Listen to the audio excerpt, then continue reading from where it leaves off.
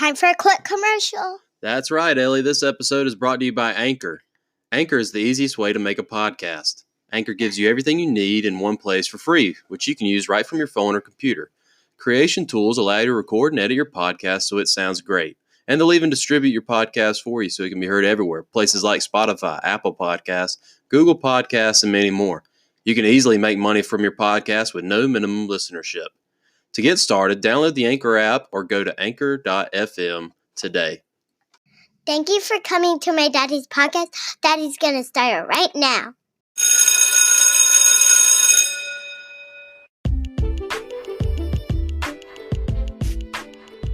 Welcome back to the Lessons for Success show. I'm your host, Adam Wardlaw, a middle school science teacher and high school football coach here in the state of South Carolina. Thank you to everyone who's supported the show so far. I just checked, and Lessons for Success is now heard in 8 countries and 30 states here in America. Hopefully you've all gained some valuable insight from our guests so far on the show. Remember, new episodes come out every Sunday, and the show is available everywhere where podcasts can be found. Keep up with the show on social media at L4S Show or use the hashtag L4S Show. Before I forget, you can support the show by giving a 5-star rating on Apple Podcasts. Now let's start the show. Daddy, who are you talking to? This week's guest is Coach David A. Cole. Coach Cole is the Associate Head Coach, Special Teams Coordinator, and Secondary Coach at Lenoir-Rhyne University in Hickory, North Carolina. Coach Cole shares how he entered the coaching profession, and he tries to create a lasting impact on the players he works with on a daily basis. Keep up with Coach Cole on Twitter at CoachCole828. Enjoy.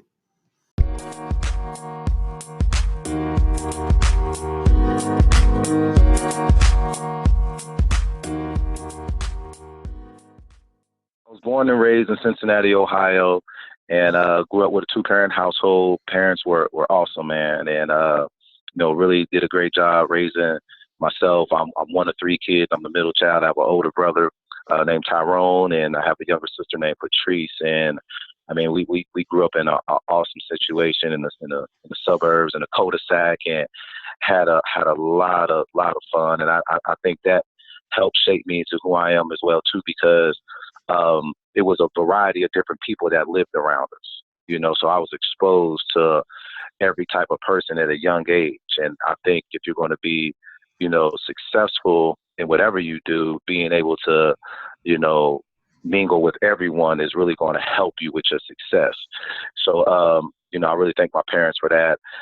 Grew up playing football, man, playing sports, variety of different sports, multi-sport athlete, really followed in my older brother's footsteps. He was my hero. I wanted to do everything he did, and that's how I fell in love with playing football and all sports, So, got into football in the 5th grade, 10 years old, and I loved it, loved everything about it. And it was a little different for me, because you're in your backyard and it's totally different than real live tackle football, So that first bull in the ring, I don't even know if they allow to do bull in the ring anymore, but I'm sure you remember about that. And that first bull in the ring experience was a eye opener for me.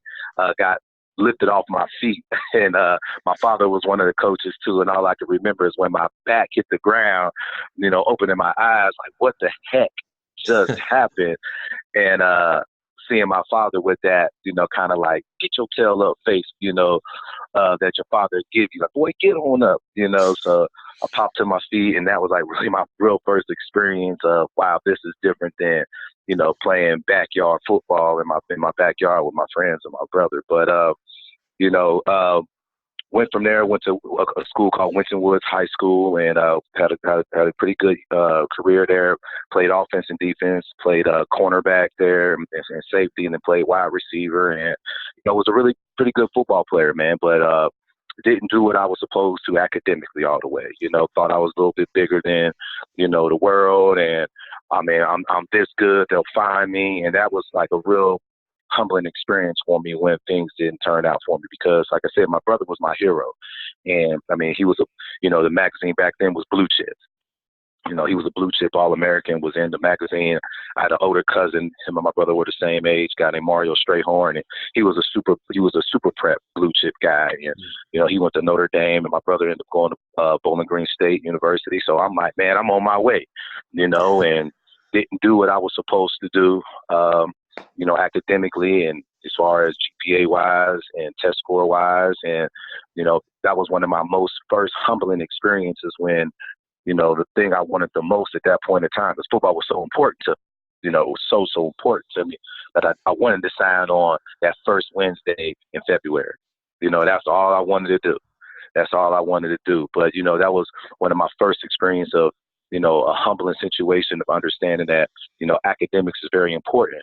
And also understanding that it's life without football too, you know, because sometimes we get so caught up in the sport that we think that this is all it is, you know, and not understanding that it is life after football. And, you know, like I tell my players here, you know, football is only a fourth of your life if you're blessed, you know, if you're blessed. So, you know, went from there, went to Ohio State for a year and a half. You know, like a lot of kids, when you don't want to take ownership of your actions and your mistakes, you know, you fall out of love with football.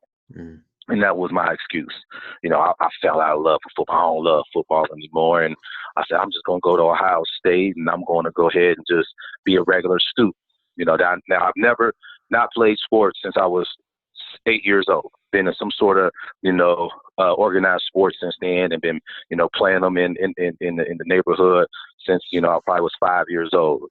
So I go to Ohio State, and you know, it's a good experience. I'm having a good time, but I'm having too much of a good time, you know, and I wanted a whole nother experience. You know, I didn't want to stay with anybody that looked like me in my dorm or came from the same type of background as me. So I met two young guys there that were totally opposite of me. And, you know, my whole floor was totally opposite of me. I think I was the only black guy on my floor.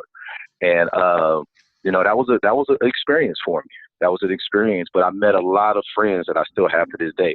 A lot of guys, you know, God is so good, man.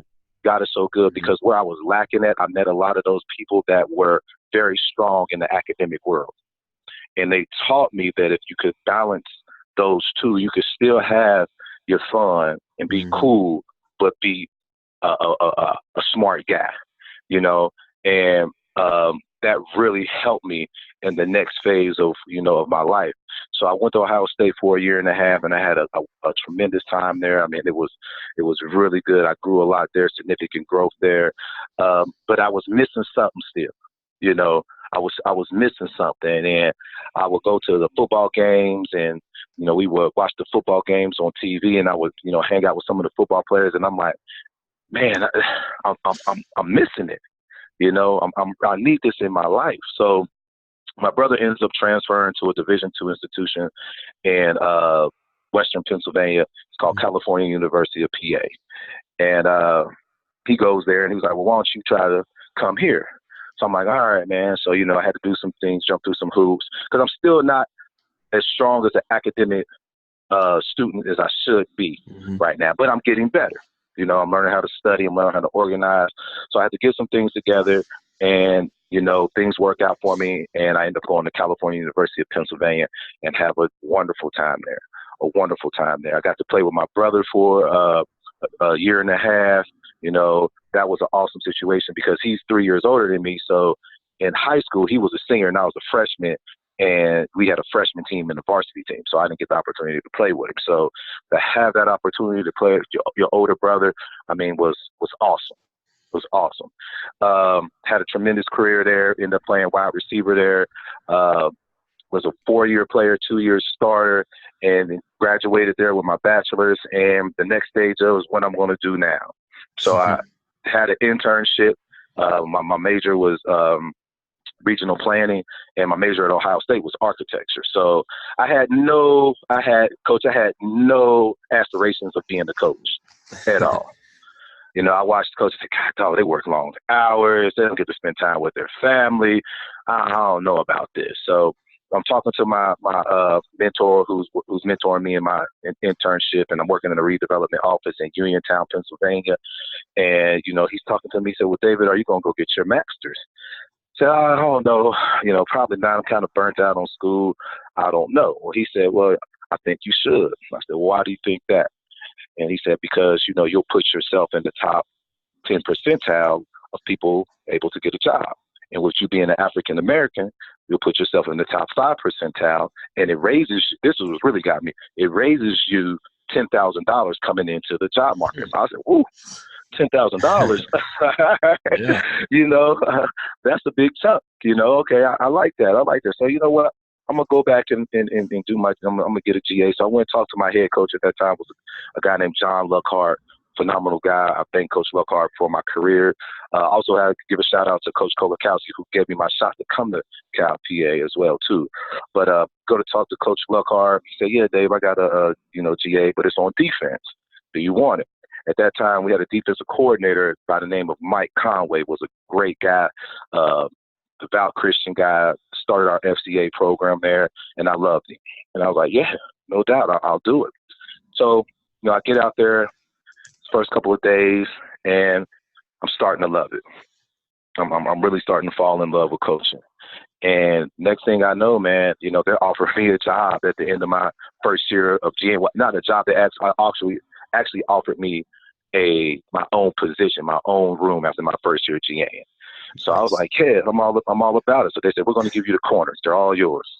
All right. So I'm like, ooh, all mine. Young coach, thinking I know everything. I'm like, let's go. So we do pretty well. We end up, in 2006, we end up having a really, really, really good year. Won the conference for the first time since 1984. So it was 2005, since 1984. And the next thing I know, Coach Conway, Coach Luckhart coming to me, and they said, we want to hire you on full time. You've done a great job. And, that's kind of how I got my start in coaching and some of my upbringing.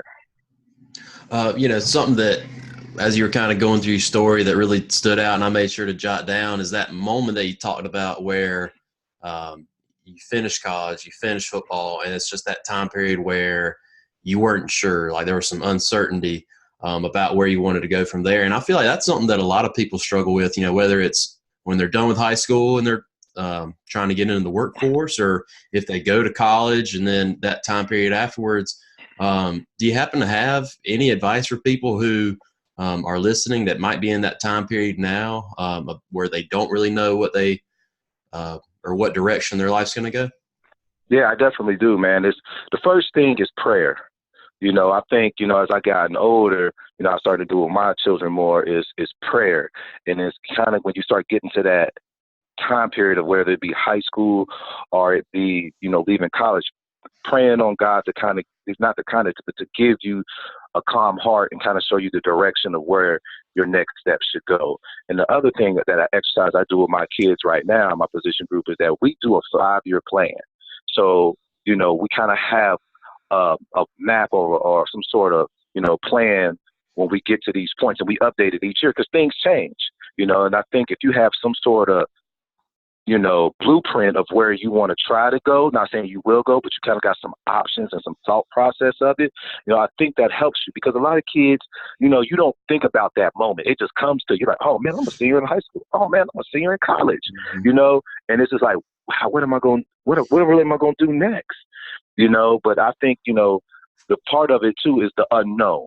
And we have to be able to embrace the unknown because a lot of people are afraid of it, but really the unknown really is the best thing for you because it creates opportunity, and I think that if we pray on it and ask God to help us continue to understand and embrace the unknown and work on that plan while we're, preparing ourselves for the unknown, that that can help you transition into those moments. Because like I said, I was there and I know a lot of people there, and you always hear about midlife crisis, but really it's a lot of quarter life crisis that's happening, because it's like, wow, I mean, I've had the security of going to school. Now I got to get out here and be an adult, and you went to college. I mean, I tell my guys all the time, it's like your college is the funnest time, but it's some of the most unrealistic times of your life.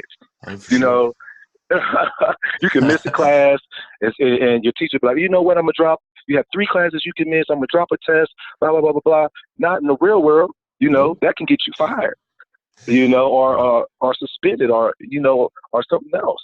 So, I think really, having a strong, faith, and asking God for that, that calmness for when the uncertainty comes, that we look at it as not as, oh crap, but oh yes, I have possibility and option, and then having that plan, to where you can kind of see where some of those possibilities and that uncertainty could lead. I love what you said about the 5-year plan and that blueprint. Would you say that you have a certain philosophy when you're talking with your guys about how they should be setting goals? You hear a lot about things to keep in mind when goal setting. Do you have any personal things that you're telling your guys whenever y'all are developing these 5-year plans? Well, I talk to them about what do they, what can you see yourself doing? Because sometimes you go into a major, and a lot of times you don't go into that field. Mm-hmm. And I talk about, let's set some short-term goals, some medium-term goals, and some long-term goals. And, we kind of look at those things, and we want to be as realistic as we can. And the thing about setting goals, too, is being truthful with yourself.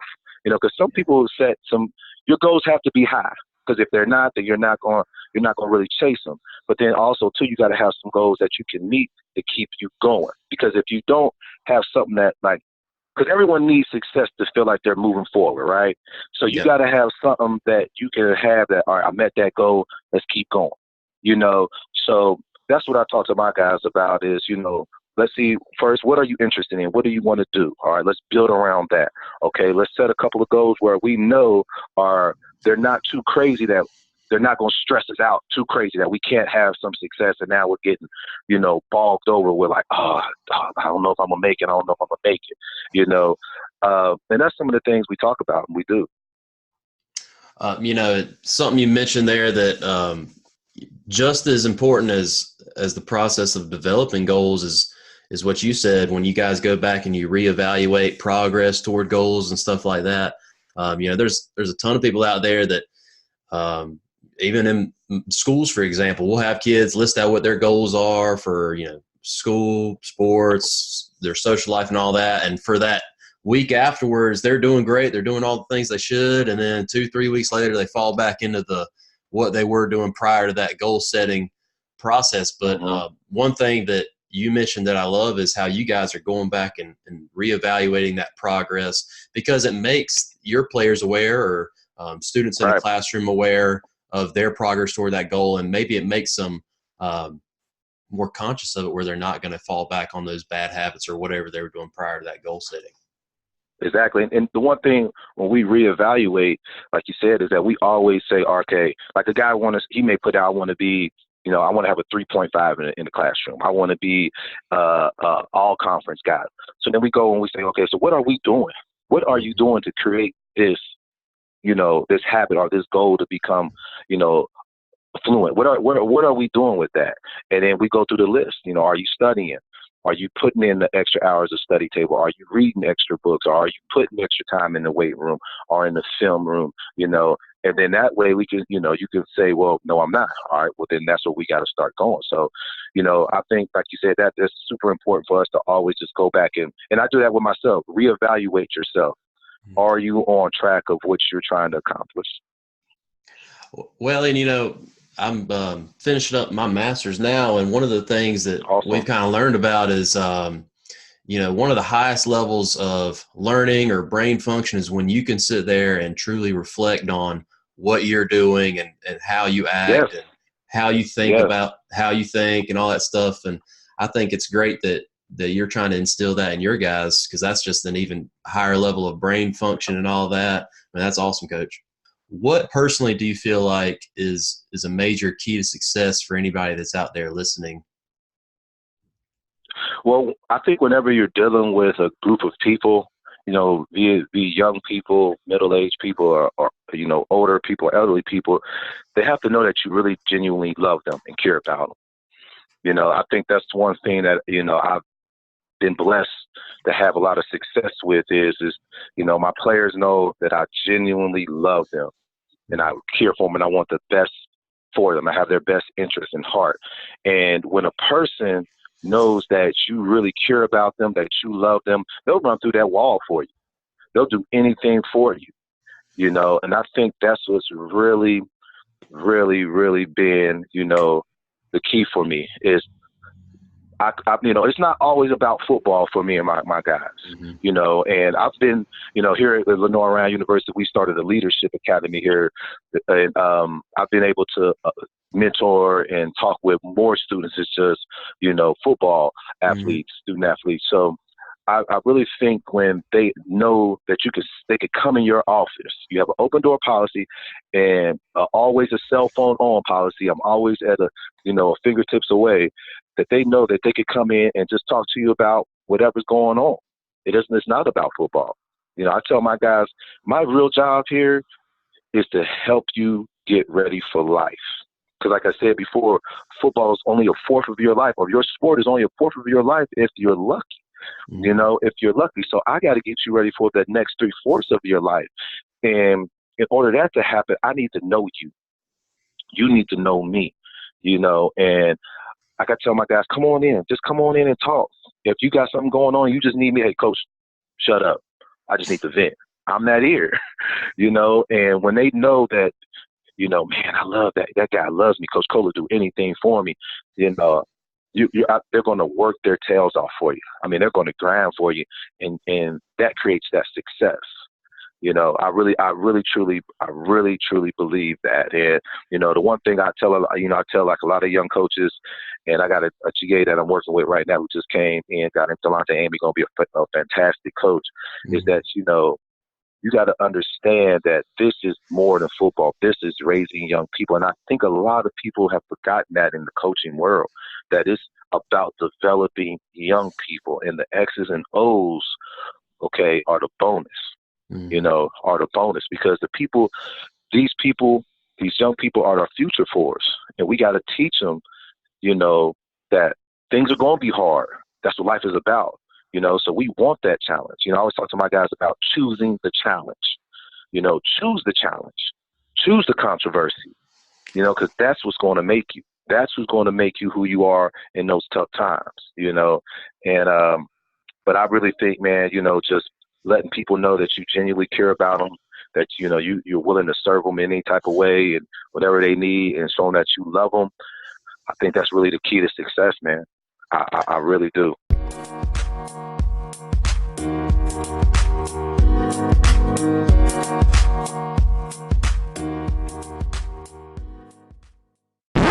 Daddy, what have we learned this week?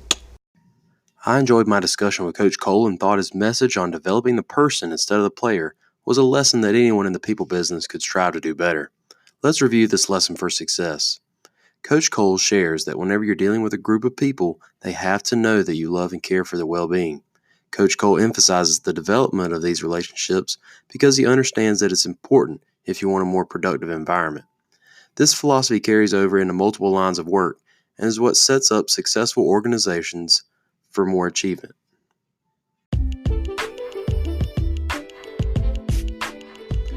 Well, that's it for this week's Lesson for Success. Be sure to interact with the show on Twitter and Instagram at L4S Show, mentioning us or using the hashtag L4S Show. Again, that's the number 4. Episodes will also be placed on the YouTube channel Lessons for Success Show.